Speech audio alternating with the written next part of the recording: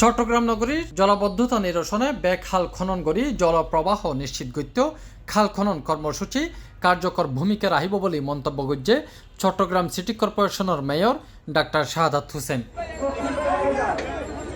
ডিসেম্বরের 15 তারিখ রবিবার দুপুরে সলগুলা ক্রসিং দুপপুলস্থ তৈয়বিয়া মাদ্রাসার পাশে খাল খনন কর্মসূচির উদ্বোধনী অনুষ্ঠানত প্রধান অতিথির বক্তব্যে এসব কথা হয় তিনি।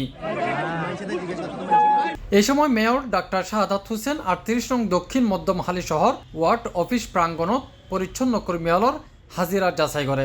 এতে 2 জন পরিচ্ছন্ন কর্মী অনুপস্থিত তাহিলে তারারে বহিষ্কার করা হয়। প্রত্যেকটা ওয়ার্ডে গিয়ে যারা পরিচ্ছন্ন কর্মকর্তারা তারা ঠিকমতো কাজ করছে কিনা সেটা আমরা দেখছি। আজকে আমি এখানে 55 জন যারা আছে 57 জনের মধ্যে 2 জন অ্যাবসেন্ট, তাদের কাজকে আমি বহিষ্কার করলাম। এরা এখানে আর কাজ করতে পারবে না। ধন্যবাদ। এবং আপনাদের 55 জন যারা আছে যারা করছে তাদের উদ্দেশ্যে আমি স্ট্রংলি বলতে চাই, জনগণের সেবা আপনাদেরকে দিতে হবে। পরে বিপুল সংখ্যক মানুষের উপস্থিতিতে স্বেচ্ছাসেবার ভিত্তিতে খাল খনন কার্যক্রমত অংশ লয় তিনি।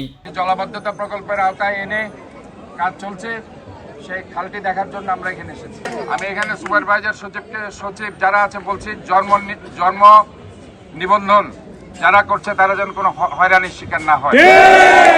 আমি অনেক ধরনের কমপ্লেইন পাচ্ছি জন্ম নিবন্ধন নিয়ে, তারা বিভিন্ন হয়রানির শিকার হচ্ছে।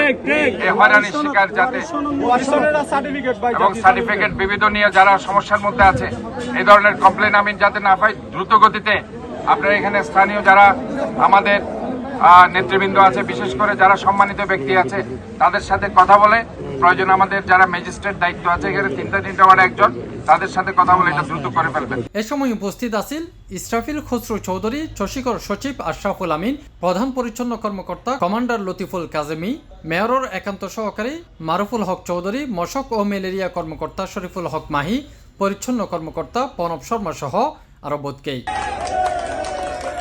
তাফিম আলমগীর, C+ টিভি, চট্টগ্রাম।